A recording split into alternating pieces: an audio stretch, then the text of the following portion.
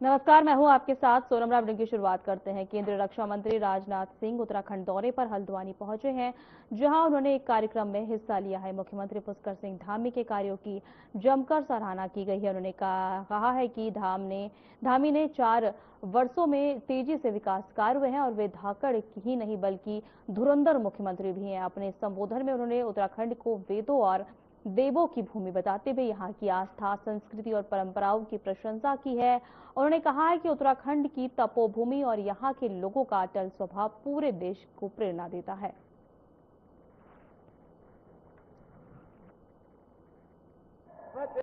और नवरात्रियों यदि हमको पुष्कर धामी के बारे में कुछ कहना हो तो मैं कह सकता हूं, हमारा धामी यह साधारण धामी नहीं है, बल्कि हमारा धामी यह धाकड़ धामी।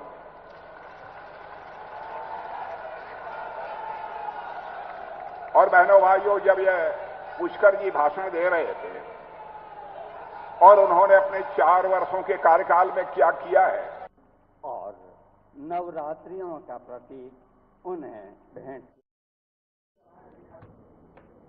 हल्द्वानी में रक्षा मंत्री राजनाथ सिंह ने जनसभा को संबोधित करते हुए मुख्यमंत्री पुष्कर सिंह धामी की सराहना की है।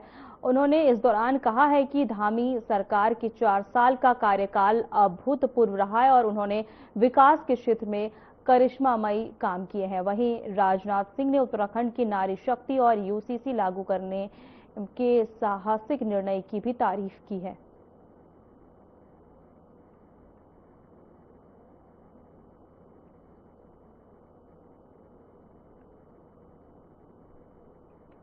विकास के रास्ते पर उत्तराखंड तेजी से अपने कदम बढ़ा चुका है और उत्तराखंड को एक विकसित राज्य बनने से अब कोई रोक नहीं सकता है। आज उत्तराखंड में इंफ्रास्ट्रक्चर के क्षेत्र में जो बदलाव दिख रहा है वह अभूतपूर्व है। बहनों भाई, आज उत्तराखंड की कनेक्टिविटी बढ़ रही है। राज्य में 2 लाख करोड़ रुपए से अधिक की परियोजनाओं पर काम चल रहा है। मुझे आश्चर्य हुआ, उत्तराखंड जैसे छोटे राज्य में 2 लाख करोड़, 150 करोड़ नहीं, 2 लाख करोड़ रुपए से अधिक की परियोजनाओं पर इस समय काम चल रहा है। अब मैं एक आंकड़ा आपके सामने रखना चाहता हूं। 2009 से 2014 के दौरान यहां पर जो रेलवे की परियोजनाएं थी, उन पर औसतन केवल 187 करोड़ रुपया प्रतिवर्ष खर्च होता था।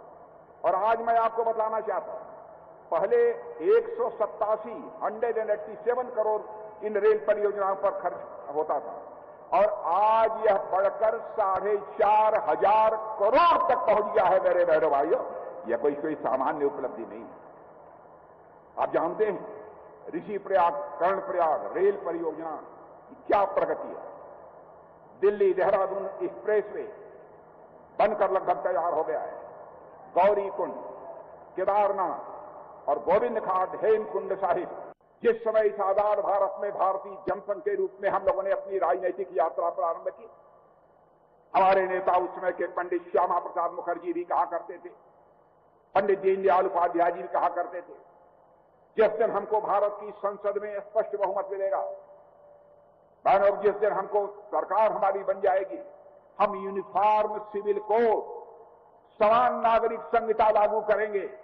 लेकिन आप सब सौभाग्यशाली है बहनों भाइयों, यहां पुष्कर धामी के नेतृत्व की राज्य सरकार ने ऐसा करिश्मा किया कि समान नागरिक संहिता लागू करने के मामले में उत्तराखंड हिंदुस्तान का नंबर 1 राज्य बन गया है। हल्द्वानी में धामी सरकार के 4 साल पूरे होने पर आयोजित कार्यक्रम में केंद्रीय रक्षा मंत्री राजनाथ सिंह ने विशाल जनसभा को संबोधित करते हुए इस दौरान उन्होंने मुख्यमंत्री पुष्कर सिंह धामी की तारीफ करते हुए उन्हें धाकड़ और धुरंधर बताया। राजनाथ सिंह ने पिछले 4 साल के विकास कार्यों को, जैसे 4 धाम पर्यटन, मानस खंड कॉरिडोर, एम्स सैटेलाइट सेंटर और जमरानी बांध का भी जिक्र किया। उन्होंने कांग्रेस के समय के घोटाले की तुलना बीजेपी सरकार से की और 2027 विधानसभा चुनाव में 2/3 बहुमत से जीत का दावा किया।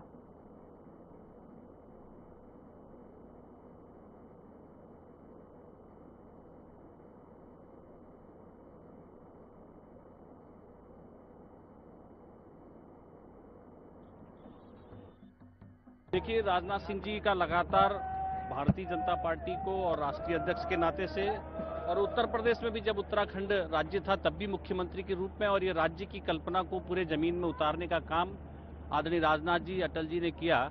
आज वही संवरता बनता उत्तराखंड जिस परिकल्पना को हम लोग सब देख रहे थे, उसी दिशा को तेज गति के साथ पुष्कर धामी जी के नेतृत्व में दोबारा से भारतीय जनता पार्टी की सरकार बनने के बाद 4 साल के जो उपलब्धियां हैं, बहुत सारे काम हैं और इसके उत्साह के अवसर पर आए हैं। मैं बहुत बधाई देता हूं, शुभकामनाएं। ऐतिहासिक कार्यकाल हुआ है और लोगों ने मन बना लिया है कि अगली बार, तीसरी बार हम हैट्रिक करेंगे और भारतीय जनता पार्टी को भारी सफलता मिलेगी धामी जी के नेतृत्व में, मोदी जी के नेतृत्व में।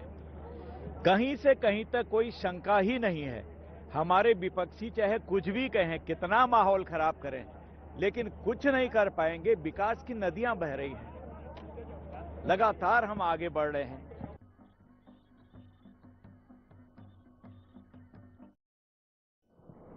हल्द्वानी में आयोजित कार्यक्रम में सीएम पुष्कर सिंह धामी ने जनता को संबोधित करते हुए कहा कि उन्होंने इस दौरान उत्तराखंड की प्रति व्यक्ति आय में 41% की वृद्धि हुई है और राज्य का बजट लगातार बढ़ा है।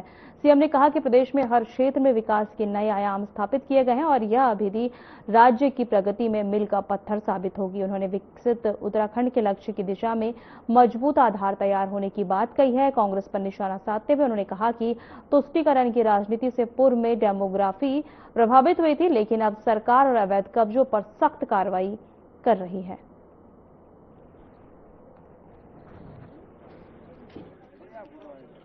भाइयों बहनों, 2014 में आदरणीय राजनाथ सिंह जी के भारतीय जनता पार्टी के अध्यक्ष रहते समय आदरणीय प्रधानमंत्री श्री नरेंद्र मोदी जी के नेतृत्व में देश में सेवा, सुशासन और गरीब कल्याण के एक नए युग का सूत्रपात हुआ। 2014 से पूर्व देश की राजनीति में केवल घपले, घोटाले, कुशासन और भ्रष्टाचार की चर्चा हुआ करती थी। वहीं अंतर्राष्ट्रीय मंचों पर भारत की छवि एक दब्बू और पिछलग्गू और कमजोर राष्ट्र के रूप में देखा जाता था। मैं आज इस मंच के माध्यम से यह भी उनसे पूछना चाहता हूं कि जब घुसपैठियों को यहां बसाया गया था तब आप लोग कहां थे? जब युवाओं का भविष्य नकल माफिया बर्बाद कर रहे थे तब आप कहां थे? जब देवभूमि की पहचान बदली जा रही थी तब आप चुप क्यों थे? भाइयों बहनों, कांग्रेस के लोग मेरे इन सवालों का जवाब नहीं दे सकते, क्योंकि उन्हें लैंड जिहाद करने वाले अच्छे लगते हैं। उन्हें दंगा करने वालों में अपना वोट बैंक दिखाई देता है। उन्हें इस प्रकार के शब्द अच्छे लगते हैं। ये लोग तब भी हमारा विरोध करते हैं।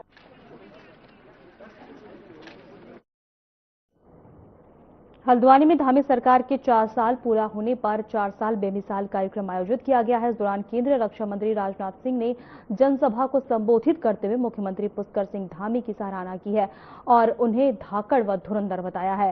उन्होंने 4 धाम पर्यटन, मानस खंड कॉरिडोर, एम्स सैटेलाइट सेंटर और जमरानी बांध जैसे विकास योजनाओं का भी जिक्र किया है।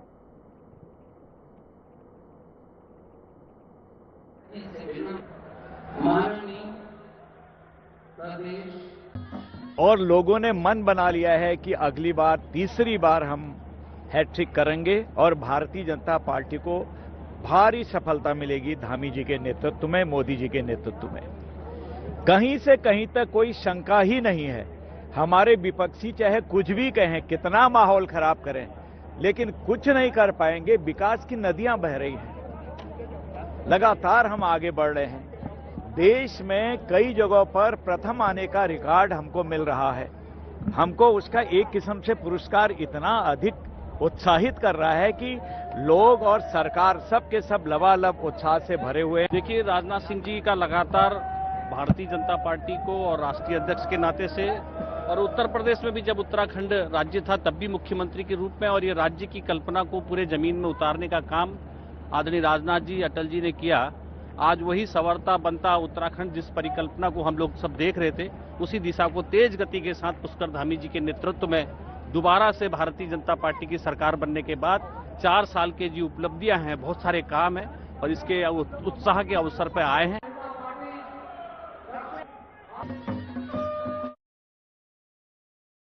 गदरपुर से मंत्री पद को लेकर चल रही चर्चाओं के बीच विधायक अरविंद पांडे का बड़ा बयान सामने आया है। उन्होंने स्पष्ट कहा है कि वह भी कभी भी मंत्री पद की दौड़ में शामिल नहीं थे। वहीं मीडिया से बातचीत कर उन्होंने कहा कि पार्टी नेतृत्व द्वारा जिन 5 नेताओं को मंत्री बनाया गया है वे सभी योग्य और अनुभवी हैं। उन्होंने पार्टी के फैसले का सम्मान करते हुए कहा कि संगठन हर निर्णय सोच समझ कर लेता है और वही सर्वोपरि होता है।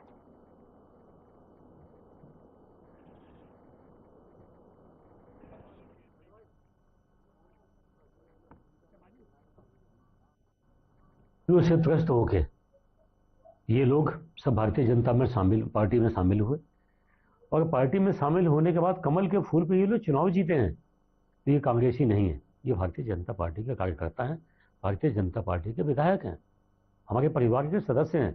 इसलिए कांग्रेस का उनको व्यक्ति कहना गलत है।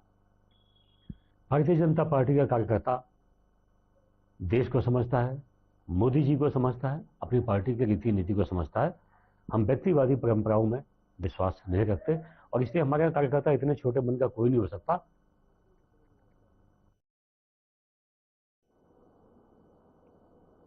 उत्तराखंड कांग्रेस प्रभारी कुमारी शैलजा की दिल्ली बैठक के बाद प्रदेश की राजनीति गर्मा गई है। बैठक में संगठन और आगामी चुनाव की रणनीति पर चर्चा हुई है, लेकिन नई कार्यकारिणी का गठन अभी नहीं हुआ है। बीजेपी में कांग्रेस में अंतर्कलह का आरोप लगाते हुए सवाल उठाए हैं कि बीजेपी प्रवक्ता हनी पाठक ने कहा है कि कांग्रेस में निर्णय नहीं हो पा रहा है, तो वहीं कांग्रेस प्रवक्ता शिषपाल सिंह बिष्ट ने पलटवार करते हुए कहा कि बैठक में संगठन मजबूत करने और चुनाव रणनीति तय करने पर मंथन हुआ है और जल्द ही नई कार्यकारिणी का गठन किया जाएगा।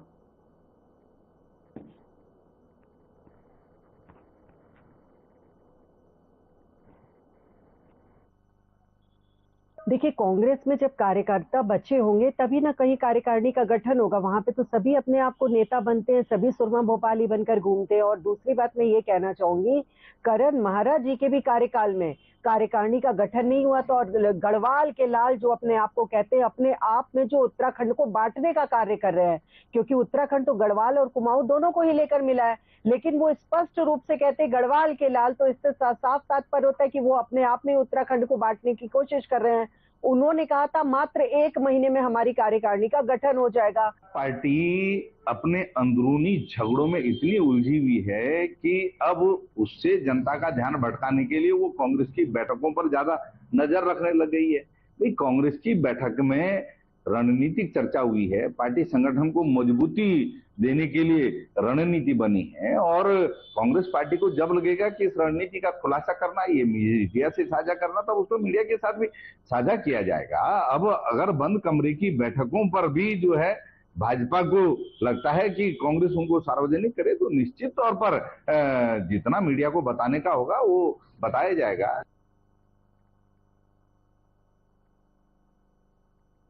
देहरादून में उत्तराखंड क्रांति दल ने मूल निवास भू कानून के मुद्दे पर आक्रामक रुख अपनाते हुए प्रकोष्ठ का गठन किया है। प्रेस क्लब में आयोजित प्रेस वार्ता में बताया कि लूशन टोटरिया को प्रकोष्ठ का अध्यक्ष बनाया गया है। वहीं यूकेडी नेताओं का कहना है कि पार्टी इस मुद्दे पर हमेशा मुखर रही है और अब आर पार की रणनीति के तहत पूरे प्रदेश में जन आंदोलन चलाया जाएगा। युवाओं को जोड़कर व्यापक जन जागरूकता अभियान चलाया जाएगा और जल्द ही प्रकोष्ठ की कार्यकारिणी का भी विस्तार किया जाएगा।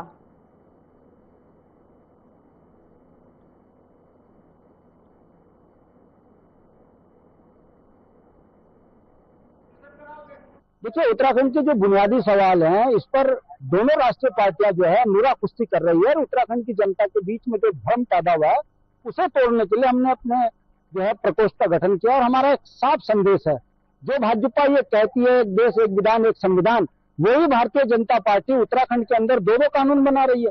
पहाड़ों में भू कानून कुछ और, शहरों में भू कानून कुछ और, हरिद्वार उधम सिंह नगर में भू कानून कुछ और। कहने का मतलब है ये केवल उत्तराखंड के संसाधनों को लूटने वाली पार्टी है।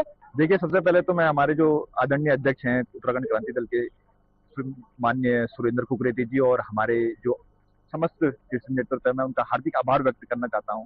और उत्तराखंड क्रांति दल ने लगातार भू कानून और मूल निवास के मुद्दे पर राज्य आंदोलन के दौरान से ही स्पष्ट उनका मत था कि उत्तराखंड जब बनेगा तो भू कानून, मजबूत भू कानून और यहाँ मूल निवास की अवधारणा जो होनी चाहिए उसकी हमेशा से बात कही।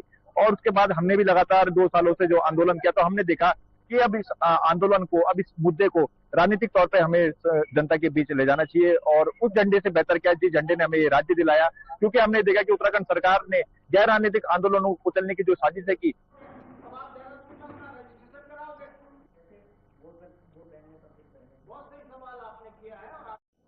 वक्त तो चला है छोटे से ब्रेक का।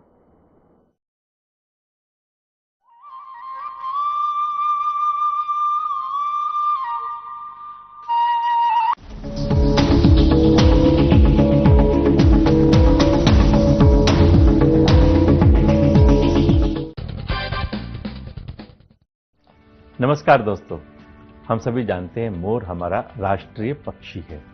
इसके अलावा हिंदू संस्कृति और ज्योतिष शास्त्र में भी मोर पंख का खास महत्व है।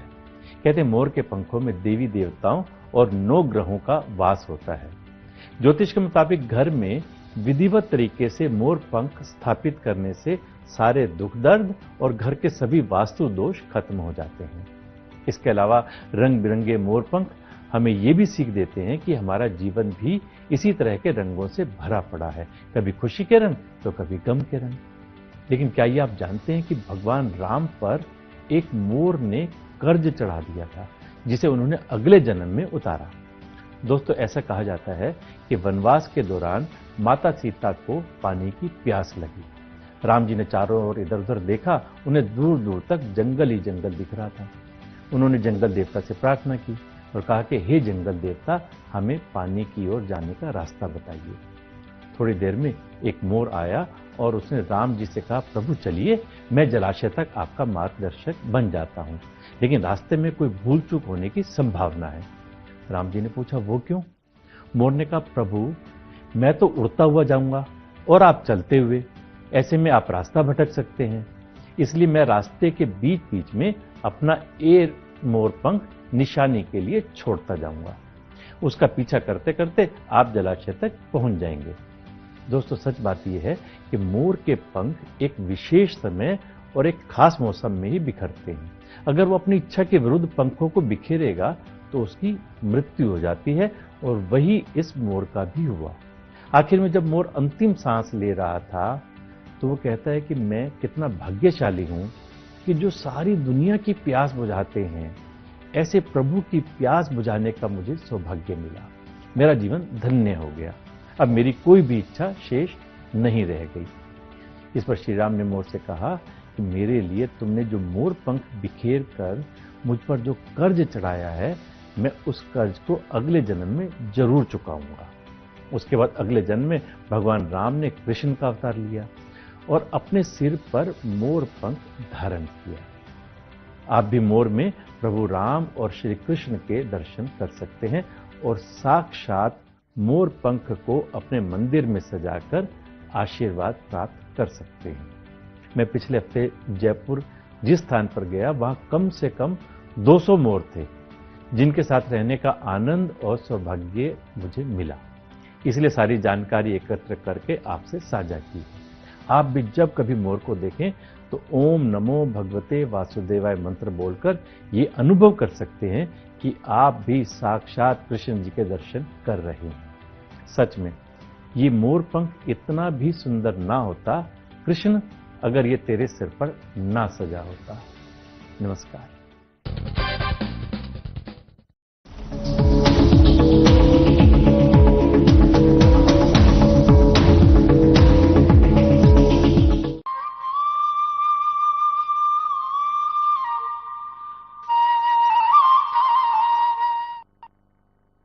चैत्र नवरात्रि के पावन अवसर पर बीजेपी महिला मोर्चा ने पूरे प्रदेश में शक्ति पूजन कार्यक्रम की शुरुआत की है। इस सिलसिले में प्रदेश अध्यक्ष रुचि भट्ट ने बताया है कि यह आयोजन 304 मंडलों में किया जा रहा है और जिसमें मातृशक्ति, कीर्तन भजन और धार्मिक कार्यक्रम आयोजित करेगी। इस कार्यक्रम में कन्या पूजन और कीर्तन मंडलियों की प्रतियोगिताएं भी शामिल होंगी। महिला को केंद्र और राज्य सरकार की योजनाओं की जानकारी भी दी जाएगी ताकि वे जागरूक हो सके। यह पहल नवरात्रि के शक्ति उपासना पर्व के अवसर पर की जा रही है।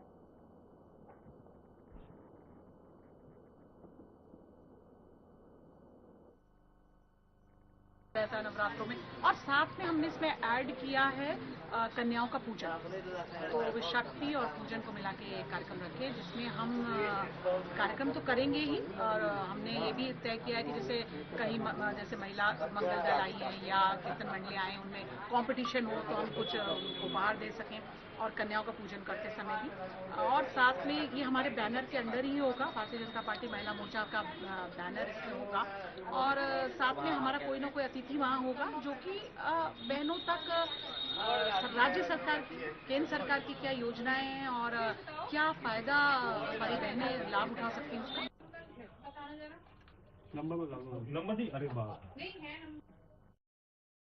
चारधाम यात्रा 2026 की शुरुआत 19 अप्रैल से होने जा रही है, लेकिन प्रदेश में जुबानी जंग तेज हो गई है। बद्री केदार मंदिर समिति द्वारा गैर हिंदुओं को प्रवेश को लेकर विवाद के बाद अब गंगोत्री मंदिर समिति के पंचगव्य से जुड़े फैसले ने नई बहस छेड़ दी है। भाजपा प्रवक्ता हनी पाठक ने इसे सनातन संस्कृति से जुड़ा आस्था विषय बताया है, जबकि कांग्रेस प्रवक्ता शिषपाल विष्ट ने इसे जनता का ध्यान भटकाने की राजनीति करार दिया है। यात्रा शुरू होने से पहले ही यह मामला सियासी रंग ले रहा है।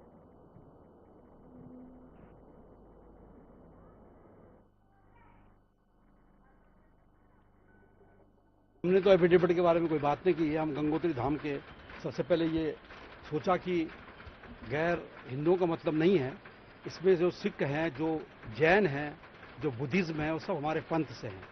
जो व्यक्ति गाय का मांस खाता हो, पहले तो उस पर हमारा विरोध है। दूसरा, हम लोगों ने एक विशेष अपनी टीम बना रहे हैं, जिसमें विधि के जो विशेष सलाहकार होंगे वो सब मिलके, उसमें हमारे स्कंदर भंडारी जी भी हैं और दिल्ली के और तमाम जो बड़े बड़े लोग हैं, उसमें एक शोध करेंगे कि किसी की स्वतंत्रता का हनन नहीं होना चाहिए, धारा 25 और 26 का उल्लंघन नहीं होना चाहिए, लेकिन हमारे धामों में आने के लिए हमारी एक आपस में पद्धति बनी है। श्री धाम के रावल के बयान पर तो निश्चित तौर पर उन्होंने एकदम सही बात कही है कि जो हमारे पंचगव्य को धारण करता है, जो हमारे पंचग्रह को ग्रहण करता है, वो निश्चित तौर पर हमारे सनातन संस्कृति को अपनाने के लिए आगे आता है। अगर आप हमारे पंचगव्य को ग्रहण कर रहे हैं तो निश्चित तौर पर ये कहा जा सकता है कि आप सनातन संस्कृति के प्रति अगाध प्रेम और श्रद्धा रखते हैं। बद्रीनाथ केदारनाथ मंदिर समिति लगातार भ्रष्टाचार के आरोपों से घिरी हुई है। भ्रष्टाचार के आरोपों से जनता और श्रद्धालुओं का ध्यान भटकाने के लिए ही बद्रीनाथ केदारनाथ मंदिर समिति ने पहले फैसला किया कि चारधाम यात्रा के दौरान किसी भी गैर हिंदू को वहां पर प्रवेश नहीं करने दिया जाएगा। लेकिन जब संवैधानिक सवाल खड़े हुए कि आखिर श्रद्धा पर कैसे प्रतिबंध लगाया जा सकता है, फिर बद्रीनाथ केदारनाथ मंदिर समिति अपने फैसले से पलट गई और उन्होंने कहा कि एफिडेविट देकर के कोई भी वहां पर दर्शन कर सकता है।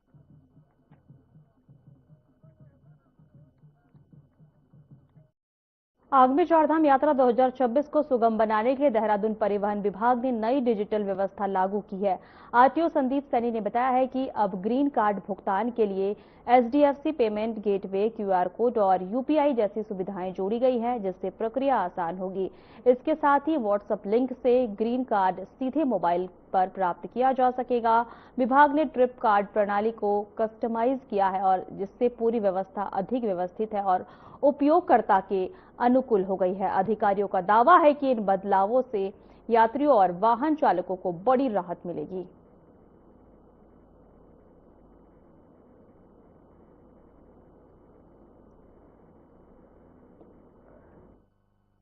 चारधाम यात्रा में जो पेमेंट मोड होता है अदर देन ऑनलाइन बैंकिंग, हम इसमें एक तो एचडीएफसी का हमने पेमेंट गेटवे ऐड करवाया है, साथ ही क्यूआर कोड के माध्यम से पेमेंट हो सके, जिसमें लोगों को बहुत आसानी से आजकल यूपीआई पेमेंट हो जाती है।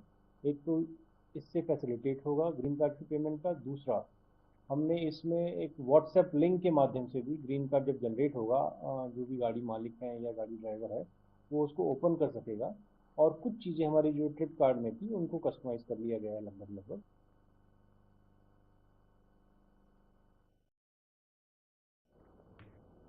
भावी सरकार के दूसरे कार्यकाल के 4 साल 23 मार्च को पूरे हो रहे हैं, जिसे लेकर प्रदेश भर में तैयारियां तेज है।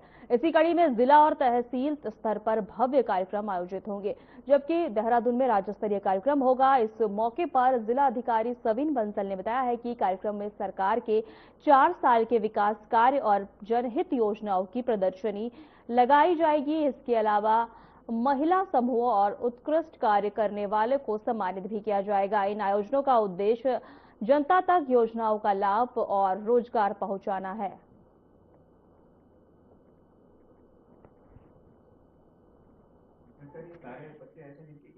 हमारा 23 मार्च को जो राज्य स्तरीय कार्यक्रम है वो देहरादून में आयोजित होना है और उसकी तैयारियां पूर्ण कर ली गई हैं। उसका उद्देश्य ये है कि इन 4 साल में राज्य सरकार द्वारा समाज के सभी वर्गों को अलग अलग डोमेन्स में, अलग अलग फील्ड्स में नई नई योजनाओं से लाभान्वित किया गया है।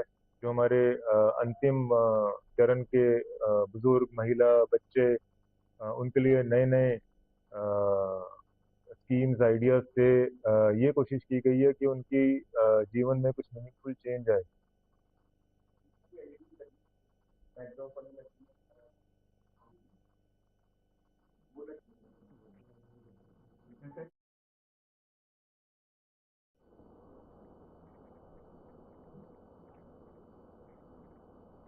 फिलहाल हमारे खास बुलेटिन में इतना ही। नमस्कार।